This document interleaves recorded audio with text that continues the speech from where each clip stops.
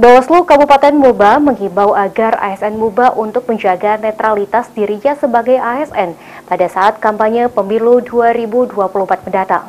Bahkan, Bawaslu Moba mengatakan ASN terbukti ikut kampanye baik berpakaian dinas atau tidak, tetap saja akan diberikan sanksi.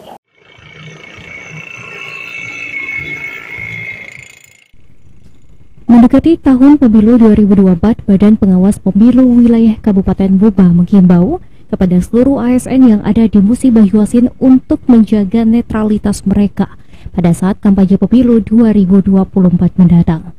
Karena netralitas ASN tersebut sangat penting untuk menjaga pemilu agar dapat berjalan dengan jujur dan adil, sehingga tidak terjadi konflik di tengah masyarakat. Sesuai dengan Peraturan Pemerintah Nomor 53 Tahun 2010 Pasal 4 Ayat 15 tentang disiplin pegawai negeri yang melarang ASN memberikan dukungan kepada calon kepala atau wakil kepala daerah maupun peserta pemilu.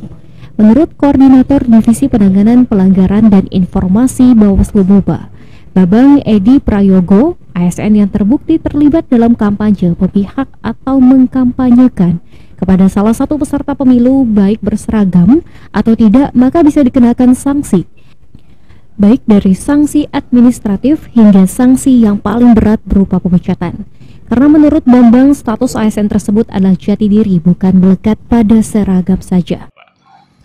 Untuk ASN sekarang, apabila ikut dalam kampanye, baik memakai seragam ataupun tidak, itu tetap bisa kita lakukan penanganan pelanggaran. Karena ASN itu adanya di jati diri, bukan hanya di seragam. Artinya walaupun berpakaian bebas, yang bersangkutan ASN tersebut masih menjabat sebagai aparatur sipil negara. Jadi walaupun berpakaian bebas, kita tetap akan melakukan tindakan apabila dapatkan bukti.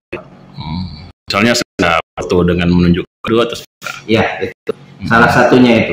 Salah satunya itu kita akan melakukan tindakan. Rozi Iskandar, Paul TV.